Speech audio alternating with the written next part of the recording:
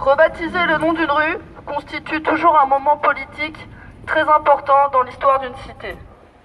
Ici, ce changement de nom va prendre une double portée symbolique, à la fois sociale et féministe, puisque nous allons rebaptiser la rue Thiers en la rue André Léo.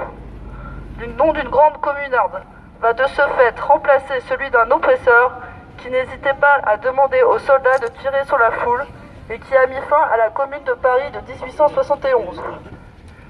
Le deuxième symbole réside dans le remplacement d'un nom par une femme, car les noms des rues restent dans leur très grande majorité masculines. Mais André Léo n'est pas seulement une femme de lettres, elle est aussi une femme d'action.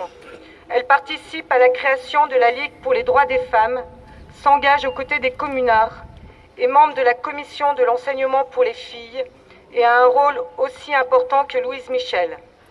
Une des grandes inégalités entre les hommes et les femmes concerne l'emploi, le déroulement de carrière, le salaire et bien sûr les retraites. Et nous, la commune est à nous, notre liste, on pense qu'il faut s'attaquer radicalement à ce problème de l'emploi, y compris dans la ville, en commençant par la ville. On agira pour que nous ayons des élus ou pas, pour répondre d'abord aux demandes sociales exprimées par le plus grand nombre.